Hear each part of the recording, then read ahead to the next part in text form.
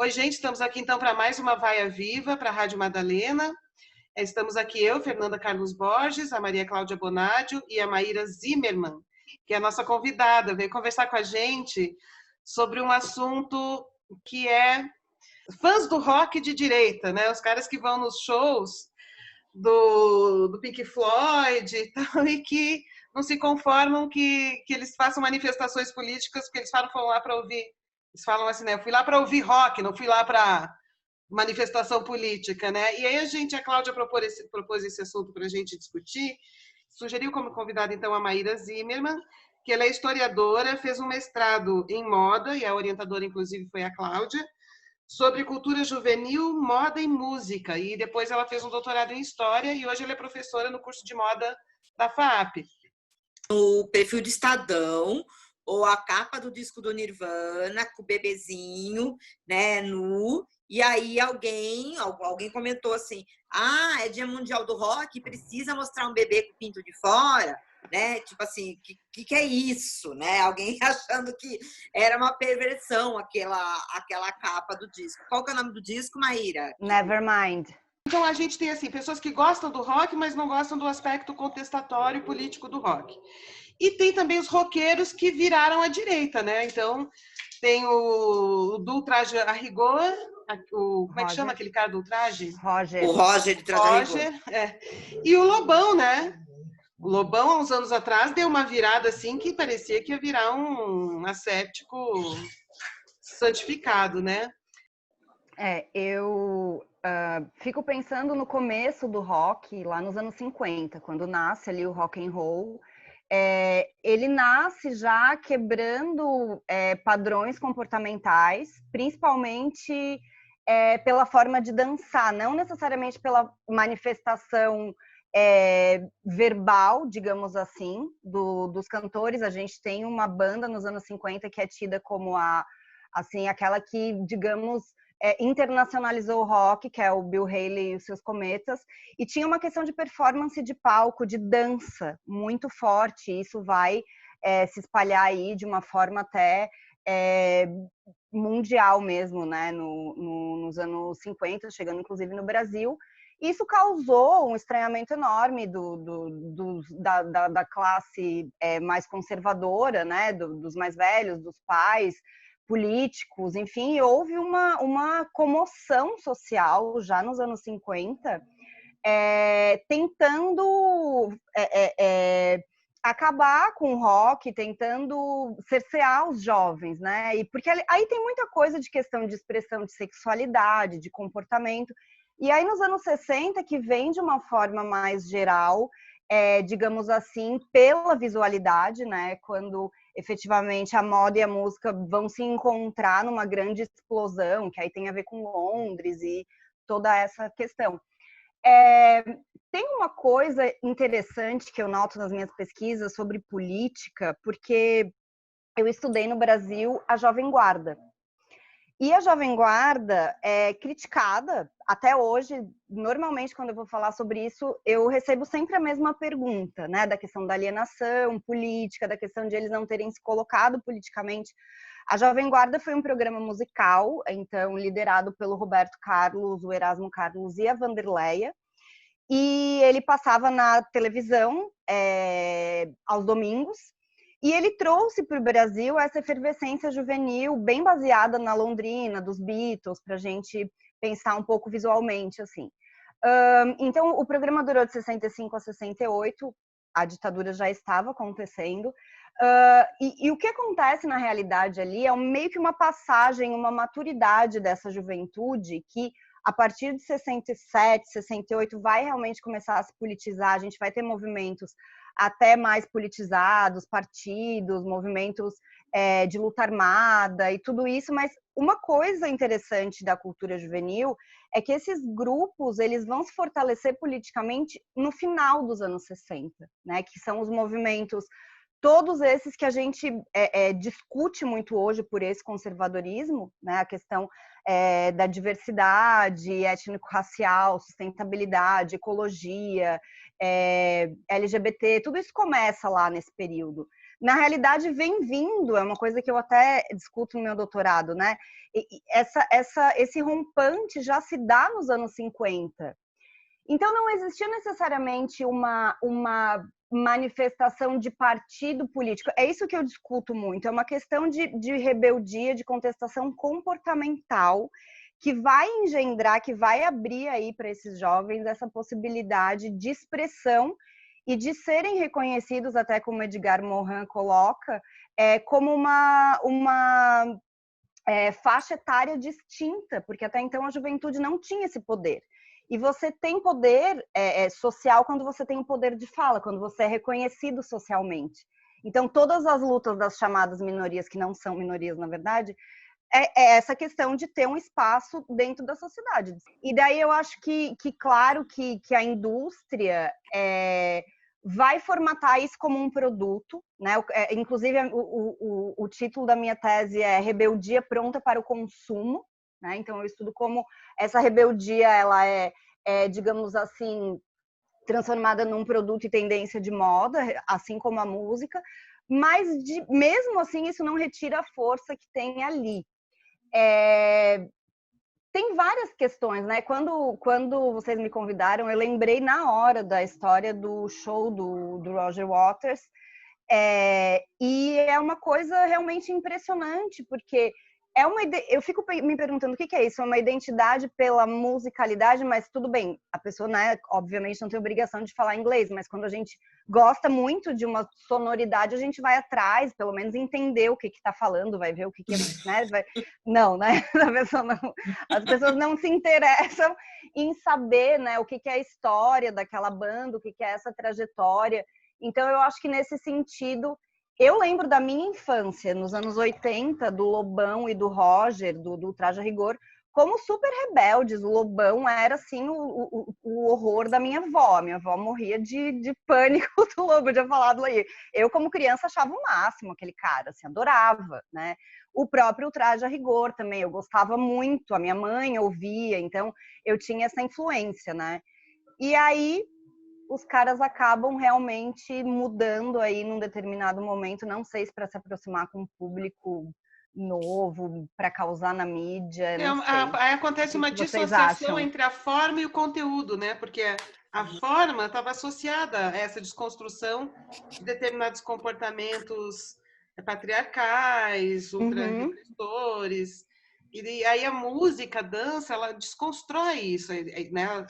E, de repente, há uma dissociação. Essa forma é usada para um outro conteúdo. Aí, Cláudia, eu queria te remeter para ti isso, porque ontem eu vi um vídeo que é um pouco isso, que era um vídeo de uma polidense de Jesus, uma polidense gospel. E, então, assim, e uma vez eu tive um aluno, não foi me orientando, mas ele era meu aluno, que fez um TCC sobre a capoeira gospel. Ele era capoeirista gospel e queria tirar da capoeira o conteúdo da memória africana e pôr um conteúdo cristão na capoeira. Eu lembro até que eu expliquei para ele o problema disso e tal, mas eu não era orientadora, nem sei se ele chegou a concluir. Então, eu acho que tem várias coisas aí, né? A primeira coisa é que realmente nada tem um significado fixo, né? Então, assim, se o rock surge e é visto lá nos anos 50, 60 como uma espécie de rebeldia, né? Porque, como disse a Maíra, era uma maneira de dançar, né? Aquela coisa que o próprio Elvis, as pessoas não podiam mostrar da cintura para baixo, porque ele rebolava, era o Elvis de pelvis. Então, se isso num determinado momento era o que incomodava, né? E aí isso mesmo que essas letras não tivessem conteúdos políticos, né? Isso acabava assim por chocar, né? Eu acho que hoje o rock ele é estabelecido, né? Então, uma vez que o rock ele se estabeleceu e virou música de tiozão, né? Assim, eu acho que aí as coisas começam a mudar um pouco, né? Porque os roqueiros mudaram, né? Alguns roqueiros, não todos, mas alguns roqueiros mudaram muito ao longo do tempo. Algumas pessoas realmente talvez nunca tivessem prestado atenção na letra, né, das músicas do Roger Waters, do Pink Floyd, etc. e tal, e acham que tá tudo ok, né? Que o cara que vai lá, cuja uma das músicas mais conhecidas, né, questiona a coisa da escola, né? enfim, eles acham que não, que é só uma música legal para eles dançarem, né? Alguma coisa desse tipo. Então, eu acho que há um esvaziamento, né? Acho que o público não está preocupado, ou parte do público, né, não está realmente preocupado e acha que pagou caro e acha mais, né? Acho que o cara tem que fazer o que o que eles querem, né? Então, assim, é quase eu contratei esse músico para minha festa de casamento. Uma coisa, eu acho que existe um pouco essa ideia, né? De que, então eu contratei, ele vai fazer o que eu quiser. E aí, Interessante, porque isso tem a ver com o que você falou, que vocês estavam falando, a cooptação pelo mercado transforma num produto que você consome e ele tem que vir de acordo com o que você quer, já que você pagou, não é? Entendeu? Exato. Aí, na hora que você pagou e não veio, é com o cara que quer devolver, né? Então, isso. Eu acho que tem um pouco essa característica, né? E esses roqueiros, né? Tipo o Roger, o Lobão, que eu, na minha adolescência, gostei muito. Achou o único show que meu pai não queria me deixar ir em toda a minha vida. Meu pai sempre foi super tranquilo. Era do Lobão, porque o Lobão fazia apologia às drogas, né? Então, assim, podia ser uma coisa... Por isso que era o horror da minha avó. Exato, podia ser perigoso. E eu brinco, né? Que meu pai tinha razão de não querer me deixar ir no show do Lobão, porque o Lobão realmente é perigoso, mas por outros motivos, né? E aí, esses dias eu até parei para ouvir, eu falei, mas se você parar para pensar, né, o que ele tinha na música dele de mais questionador era realmente essas coisas mais voltadas, né, para essa coisa, vida bandida. O que é a vida bandida, né? Quer dizer, ele tá falando do cara do morro, ele tá falando da venda de droga, ele tá falando disso. Mas ele não estava contestando o sistema, né? E outra coisa também é festa, né? Festa, balada, muita droga em festa. Isso. É como se fosse uma rebelião da classe média alta, do carinha que vai pra festa, aprontar seu bad boy, muitos canos silenciosos, silêncio. Eu acho que a questão que o Lipovetsky traz, né? Falando de... Isso começa ali nos anos 60 e vai se exacerbando, que esse narcisismo individual, essa questão da individualidade, então dessa ideia realmente, acho que tem aquele filme também do Meu Nome Não é Johnny, que é com Selton Mello, que representa também um pouco desse período, dessa questão desse uso excessivo das drogas, né? Realmente o rock brasileiro aí dos anos 80 vem muito das classes médias altas, né? Se a gente for pensar no Legião Urbana, Cazuza, eu acho que fazem parte de uma classe aí que tem uma possibilidade, né, de tocar, enfim. Né? No caso do Cazuza aí do Legião Urbana era uma classe média dessa que a gente chama esclarecida, que tem né, tudo. Mas no caso do Lobão e do Roger, foi um caso mais extremo, assim, porque eles não demonstram a mesma cultura, o mesmo conhecimento, o mesmo nível de informação, de noção da realidade que os outros, né? Eu acho até que se a gente parar para pensar nas letras do Traje a Rigor, elas são letras divertidinhas, né? Assim, que lá nos anos 80, numa volta, né, à democracia, era assim, eu acho que fazia parte daquilo, né? Então, mas quando você pensa em Inútil, que é uma das músicas mais conhecidas, eu acho que ele está se definindo, né? Então, assim, a gente não sabemos escolher presidente, a gente não sabemos, né? Quer dizer, é isso. Então, eu acho que ele está falando, sim, de um lugar muito privilegiado, de quem sabe que é aquilo que ele não está nem aí. Eu acho que um pouco essa era a fala. A gente talvez visse Inútil como uma canção de protesto, e eu acho que ela não era, né? Eu acho que ela era uma outra coisa, até porque era assim, uma sonoridade que vinha do punk rock, né? Mas com conteúdo, né? Que era isso, quer dizer, pelado, nu, com a mão no bolso, né? Então, assim, não tem... É muito diferente, por exemplo, né? Do refinamento de algumas letras do Renato Russo ou do Cazuza, né? Que eu acho que são outra coisa. Claro que todo mundo se pergunta, né? Se eles estivessem vivos hoje, o que aconteceria? Eu acho muito improvável que eles tivessem guinado à direita, né? A extrema direita. Já não é mais questão de direita, é questão da extrema direita, né? Extrema direita. Então, eu acho isso. Você escuta algumas letras do Legião Urbana hoje, algumas músicas, inclusive, pouco conhecidas, né? e fazem todo sentido. Elas poderiam ter sido compostas ontem, né? Porque está falando de direito trabalhista, que é a questão, que é a música fábrica, né? Ao descobrimento do Brasil fala até, agora eu não vou conseguir lembrar a letra, também não anotei, né? Mas dessa coisa mesmo da fragilidade de pandemias, etc. e tal. Então, quer dizer, e aí só para complementar, eu queria falar uma coisa de um meme também que eu já vi mais de uma vez, que diz assim, né, você que gosta de rock, você sabe, né? Você acho que é Dolinho Reaça, que eu adoro Dolinho Reaça, que tem esse meme que fala assim, você, né, roqueiro de direita, sabia que o rock foi inventado por negros pobres nos Estados Unidos e não por um viking escandinavo, né? Assim, Ótimo. porque eu acho que é isso, as pessoas elas não têm, elas gostam dessa música, como elas podem gostar de qualquer outra coisa que venha tocar no rádio. Acho que está dissociada essa coisa de forma e conteúdo para muita gente. Né? Uhum. Memória, né? É como se a forma perdesse o lastro da memória.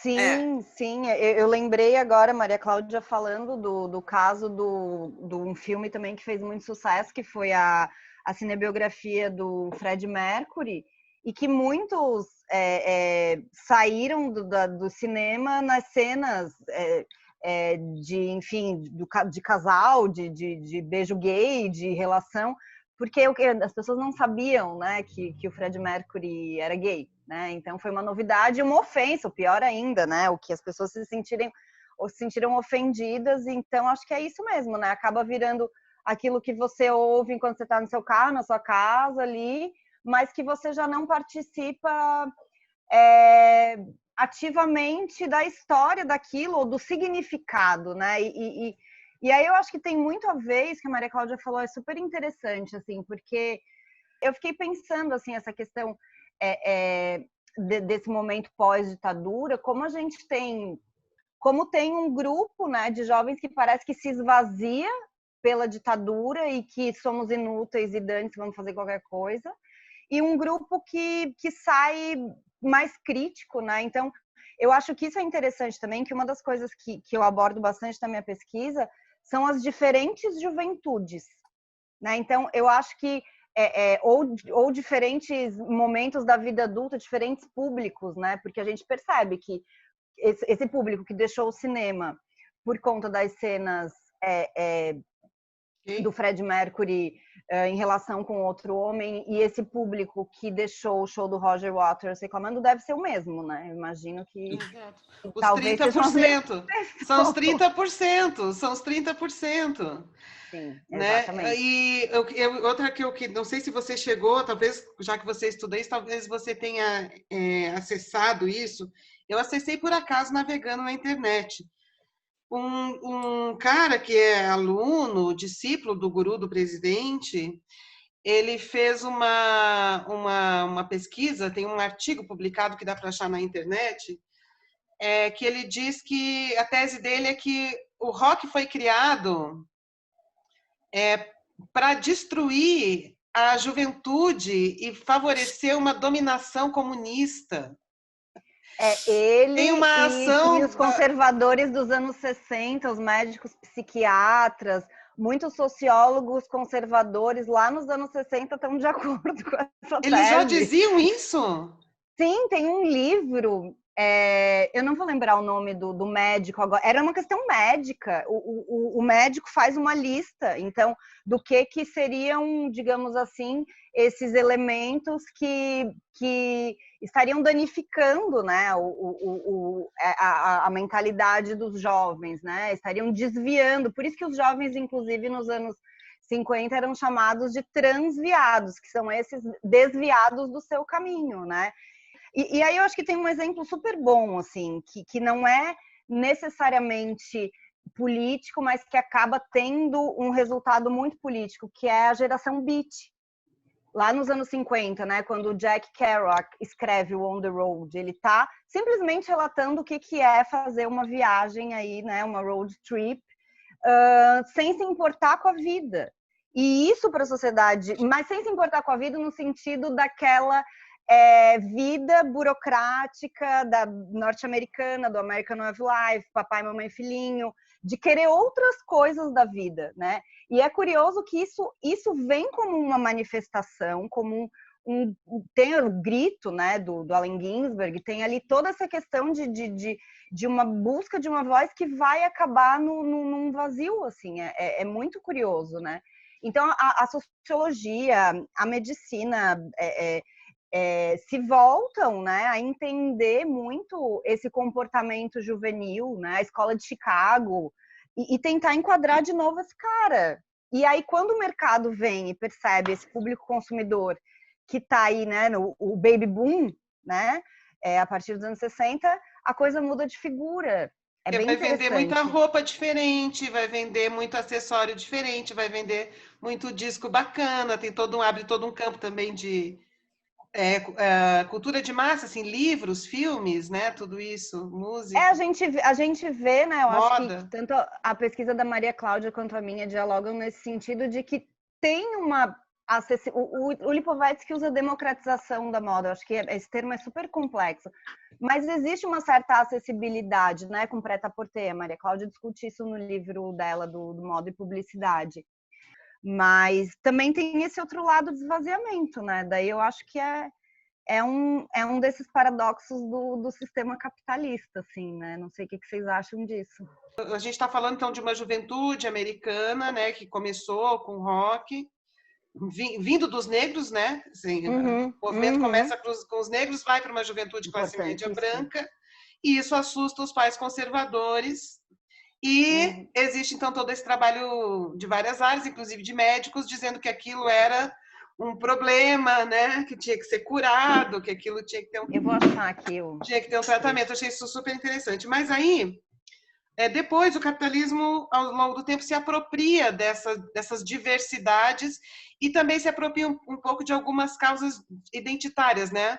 O feminismo entrou no capitalismo, a questão do negro entrou, a questão LGBT entrou. Então, existe também movimentos liberais capitalistas nos Estados Unidos, que eles não querem fazer uma revolução no capitalismo, na estrutura básica do capitalismo, né? Mas fazer algumas adequações e trabalhar com essa questão da identidade e da diversidade e da inclusão, né? Então, minha pergunta para a Cláudia é assim, nesse governo que tem hoje, trampista, e no Brasil bolsonarista, eles acham que todas essas causas identitárias, a diversidade, o feminismo, a questão LGBT, a questão dos negros, tá? Que tudo isso vem para destruir a família, que seria a base do capitalismo. No entanto, tudo isso também evoluiu dentro do capitalismo, foi absorvido pelo capitalismo, inclusive pelos direitos humanos universais, que é uma invenção moderna capitalista, né? Então, me dá uma gagueira, eu fico meio gaga, assim, porque aí vem então o Bolsonaro e o Trump falam: vamos recuperar os valores tradicionais para defender os Estados Unidos contra a invasão da China, contra os comunistas, que são os pervertidos, né? Contra os imigrantes, né? Contra os imigrantes. E aí tem a Rússia, que é homofóbica, né? Tem lei anti-vínculo homossexual na Rússia pelo Putin. Putin, ele é homofóbico. Então tem um troço aí embaralhado no meio do campo, né? Em compensação, se não me engano, Cuba foi dos primeiros países a colocarem leis anti-homofóbicas e incorporou bastante as mulheres nas decisões políticas e tal. Então o balaio é bem mais complicado e complexo do que parece para esses roqueiros de direita, não é? Essa é a pergunta. O balaio ele é tão confuso, né, que o que você tem hoje, talvez, né, é aquilo que eu falei no começo, né, que o roqueiro de direita talvez seja uma pessoa que realmente via no rock uma diversão, né, mas e que via no rock uma contestação lá quando ele era jovem, agora ele já não tem mais necessidade de fazer isso, então, ok, não tem problema, né? Tanto é que a gente vê que, no meu entender, né, outros movimentos da música, né, outros estilos, não movimento, mas outros estilos de música, tendo posicionamentos, né, muito mais, enfim, progressistas, né, ou pelo menos inconformados com as coisas que estão acontecendo do que o rock. Quer dizer, Me fala, né, um roqueiro, se a gente pode considerar, sei lá, a Fernanda Takai, alguém do rock, né, porque Patufu, né, que realmente que foi lá no Palácio do Planalto quando a Dilma estava, né, para sofrer o golpe, que assumiu realmente a sua posição, né? Quer dizer, você pensa assim, você pensa nesses roqueiros mais, o que é Kiko Santa Cruz, Tico Santa Cruz, né? O Tico Santa Cruz é um. E quem mais, né? Cadê tanto dos novos como dos mais velhos? A gente vê na música do Paralamas um caráter contestador também, né? Alagados, Freestyle, Favelas da Maré, etc e tal. Mas esse pessoal ficou muito calado, né? E aí, por outro lado, a gente vê pessoas, por exemplo, do funk, né? Aí de outras áreas da música, da MPB, sempre tradicionalmente, né? Mas, sobretudo no Brasil, né? Do funk, vindo com coisas, né, aí talvez mais questionadoras, mas acho até que a Maíra pode falar um pouco mais disso no próximo bloco, quando aparece esse reggae que está acabando. E o rap, né? E o rap.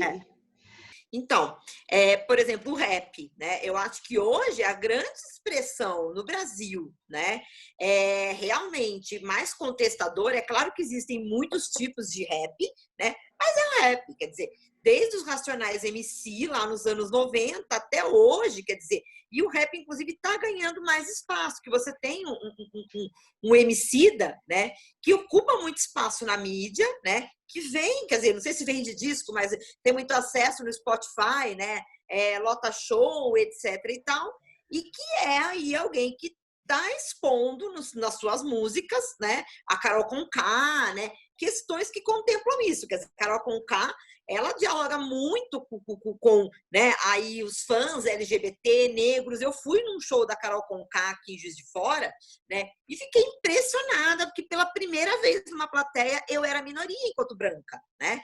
Então, além de eu ser bem mais velha do que a maioria da plateia, que, né, era um pessoal mais jovem, quer dizer, então você via aquela moçada, né, assim, muito envolvida com aquelas canções, e ela é uma pessoa que realmente traz questões das mulheres, né, traz questões LGBT. Então, eu acho que o rock talvez tenha envelhecido de um jeito ruim, né? Quer dizer, porque o que eu não consigo pensar rapidamente, talvez até existe, seja falta de informação da minha parte, né? Você tem nos Estados Unidos, por exemplo, bandas já não tão novas, né, como Bikini Kill, que são garotas, né, assim, punks, meio anarquistas, que tocam uma música muito rápida, muito raivosa, muito feministas, inclusive, né? Muito feministas. Você tem, mas elas não chegam no mainstream, né? Quer dizer, então, e aí por isso que eu tô falando do rap, porque eu acho que hoje esse espaço é ocupado, né, pelo rap, né? Pelo menos no Brasil, e talvez lá fora um pouco pelo pop, porque você tem a Beyoncé, que, né, sempre faz videoclipes muito contestadores. Ela fez um, eu não vou lembrar o nome da música, que ela gravou, né, junto com o Jay-Z, que é o marido dela, né, no Louvre, para mostrar a ausência de negros naquelas obras de arte do Louvre. Quer dizer, quem pode fechar o Louvre para gravar um videoclipe? Beyoncé pode, né? E aí ela vai, não para mostrar que ela está no Louvre, mas para fazer essa crítica, né? Então, quer dizer, eu acho que você tem na música, sim, né, novos artistas, né, ou pelo menos não tão novos, mas que falam muito com a juventude e que estão trazendo questões importantes para a gente pensar, né? Mas talvez eles não estejam no rock. Vamos ver o que a Maíra acha. Eu achei bem interessante isso, pensar um pouco nesse pop, né? Então aí da Beyoncé, que dialoga, talvez, né, com origens do hip hop e o próprio Jay-Z, aí eles funcionando como um casal. O clipe é o Ape Shit. Tem duas coisas que eu acho importantes. Tem uma juventude mais politizada ou crítica, vamos colocar assim, que tá no YouTube também. Eu acho que tem muitos YouTubers. Eu acho que às vezes eu vejo, né, pessoas a partir da minha geração, mais velhas, com muitas críticas ao YouTube, né? E quando você entra para realmente ouvir o que alguns YouTubers, vários YouTubers têm para falar, tem coisa muito interessante e tem coisa que a gente pode realmente aprender e eu acho bem, bem bacana. Muitas análises de clipe são feitas, então, para tentar entender o significado das coisas. Discussões, fóruns, então eu acho isso bacana. E tem um outro movimento musical que eu estudei um pouco, mas que, assim, são informações mais até senso comum que eu tenho, nunca estudei a fundo, mas é a questão do K-pop. Os K-popers, aparentemente, são politizados, se manifestam, e tem uma questão dessa invasão, como teve a invasão britânica, né, nos anos 60, essa invasão do K-pop nos Estados Unidos incomoda pra caramba os conservadores aí, Trump, né? Então, tem essa briga aí da questão da Coreia com os Estados Unidos mediada pelo K-pop, que é um fenômeno, Há uns anos atrás, eu orientei o trabalho de uma menina que estudou K-pop, ela é uma moça coreana, e um dos professores da banca que é bem de esquerda, ficou maravilhado, assim, com o poder do K-pop. Ele falou, nunca imaginei que o K-pop fosse essa potência contra os Estados Unidos, sabe? Então, é curioso, que é uma música totalmente pop, são boys bands, naquele formato, né, que lá vem dos anos 80, para alguns vem dos Beatles, inclusive. Eu acho que vem né? dos Beatles, são os 4, né? E é isso mesmo. Quando eu comecei a estudar o meu mestrado, Maria Cláudia bem sabe do meu amor pelos Beatles, né? Eu li um artigo, o nome do historiador é Dan, esqueci o sobrenome dele agora.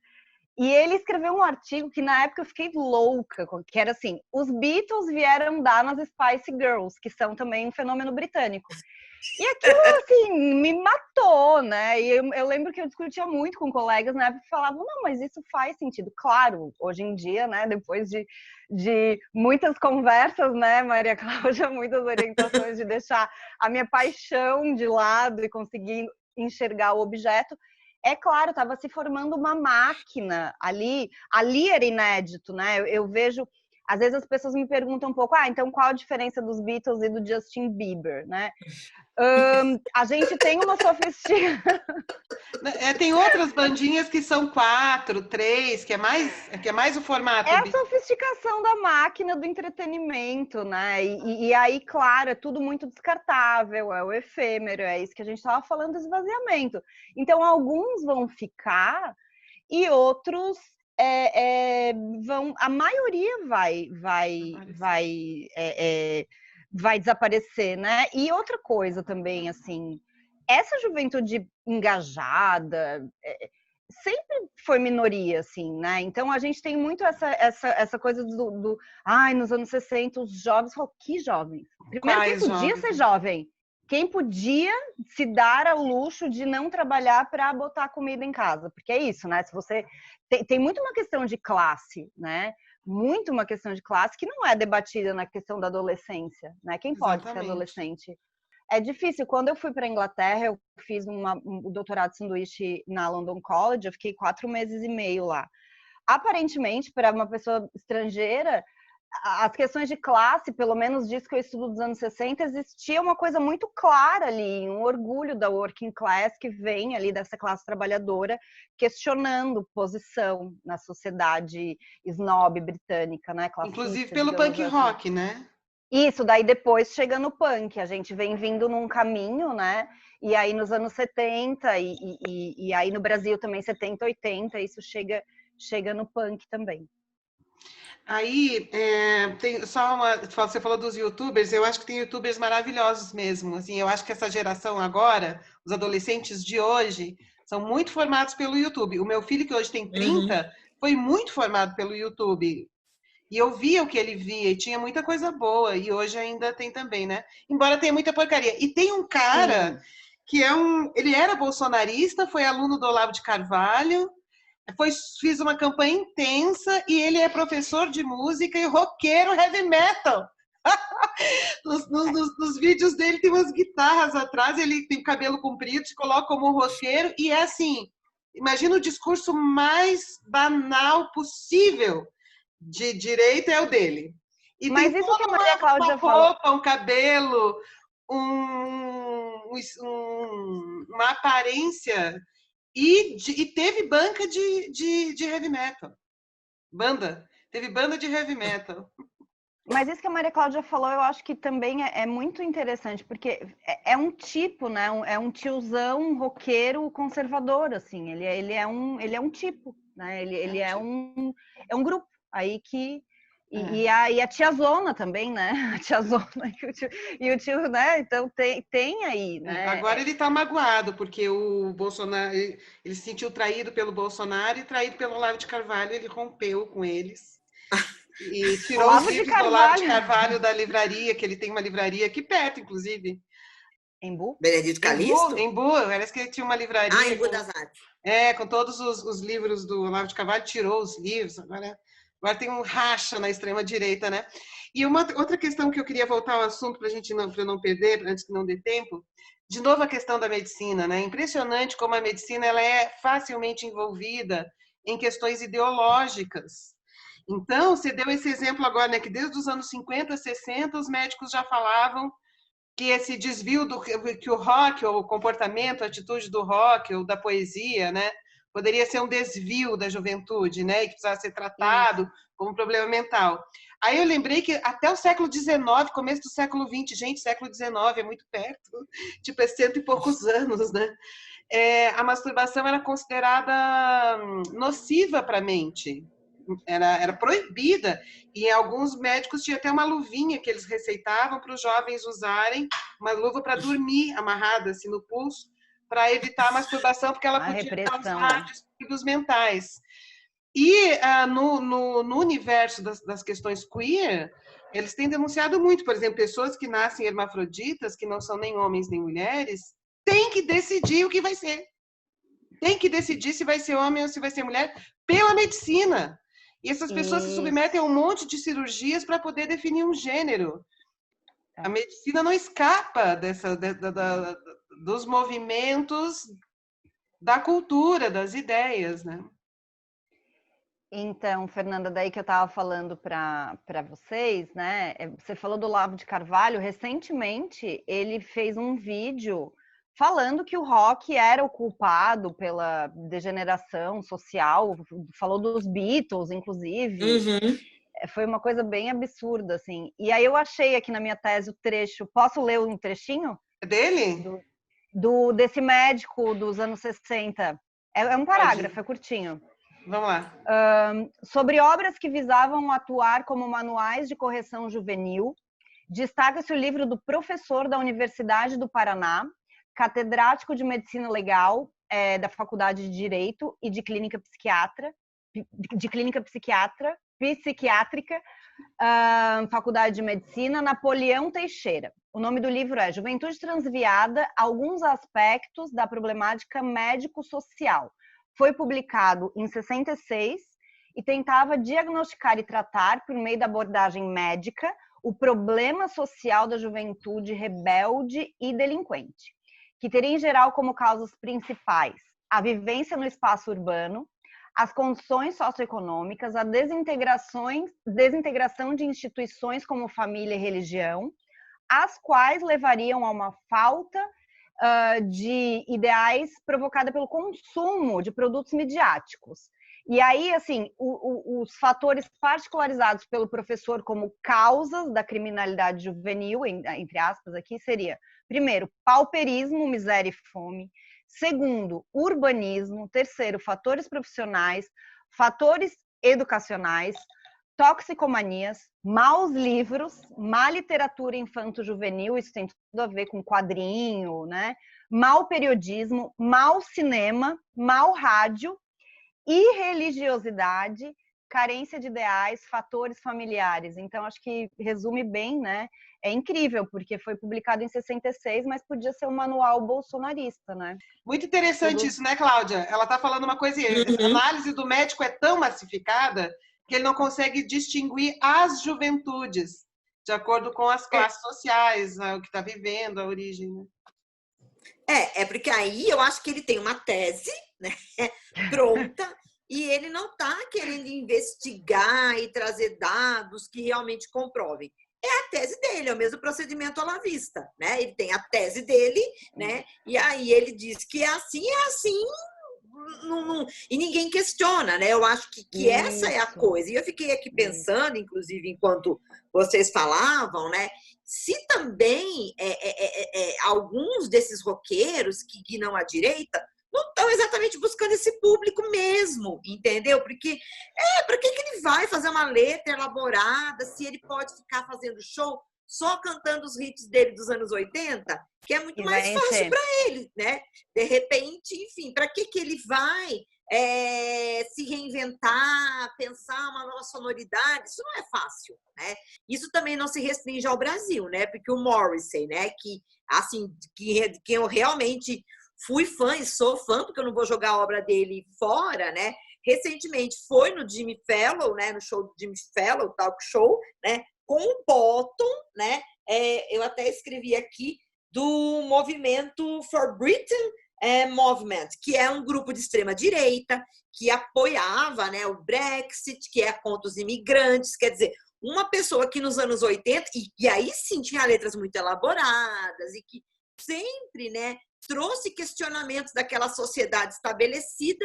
De repente, tem um filme que é um besterol muito engraçado sobre o Eurovision, que está no Netflix, né? E que mostra um pouco isso, assim, o concorrente russo, ele faz todo tipo conquistador, né? Mas no fundo ele é gay, só que ele não pode, né? Porque na Rússia isso não é permitido, né? Aliás, recomendo, o filme é muito engraçado. Tem uma psicóloga muito importante nos anos 60, que é a Carmen Silva, que é gaúcha, aliás, se eu não me engano. E ela fazia umas análises incríveis, assim, super ousadas para o momento, do quanto essa questão da adolescente fanática pelos cantores e grupos, que não chamava banda, eram os grupos, enfim, tem a ver com a questão da sexualidade mesmo. Era terrível, né, para os pais que isso aparecesse em meninas muito jovenzinhas. O público-alvo dos Beatles eram crianças e pré-adolescentes, enfim, vai de 8 anos a 20 anos. É um público muito grande, assim como o da Jovem Guarda, porque às vezes a gente acha que são jovens de 18, tinha também, mas eram muitas crianças, assim. Então, não à toa foram desenvolvidos, inclusive, muitos produtos para crianças, como mochila, lancheira, material escolar. A própria Jovem Guarda fez isso também, roupa, enfim, linha de roupa, né? E tinha na Jovem Guarda a linha criança e jovem. Já tinha essa setorização aí no público-alvo, né? Então, realmente tem muito a ver com a sexualidade e aí, principalmente, claro, com a repressão da sexualidade feminina.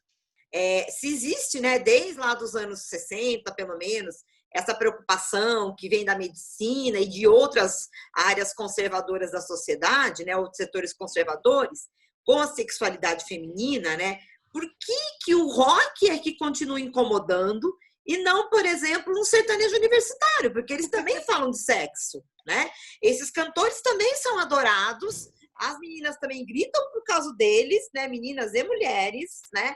Então, eu fico pensando nisso. Por que o rock permanece com essa fama demoníaca, né? Você tem algum palpite, assim, que até o próprio ministro, não, secretário da Cultura, que caiu, Roberto Alvim, acho que não, chegou a afirmar isso, que o rock era satanista, que quem era que era abortista, uma coisa totalmente maluca. Então, por que o rock permanece com isso? Afinal de contas, Mick Jagger já está com 70 anos, né? Agora, mais de 70. Completando a tua pergunta, Cláudia, quando ele fez o plano de cultura, não tinha verba destinada a bandas de rock. Ele tirou o rock da lista dos grupos de música. A Maria Cláudia perguntando, e você fazendo as suas considerações, Fernanda, eu acho que tem uma coisa dessas pessoas que a gente comentou, que vão lá buscar nas raízes do rock. Eu acho que tem uma questão que elas estão falando daquele momento ainda, para a gente ver como parece que a gente evolui, mas daí, claro, né, vem essa bomba aí bolsonarista que a gente, Trump, enfim, afins, né? E a gente vê que realmente os conservadores sempre tiveram aí, infelizmente, conseguiram sua voz, esse espaço aí. Então, acho que eles estão falando daquele rock, né? E foi tão impactante que eu acho que ele acabou gerando essa espécie de imaginário do desvio juvenil.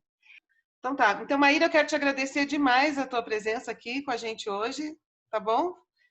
Fernanda, muito obrigada pelo convite, a conversa foi maravilhosa, agradeço a Maria Cláudia também.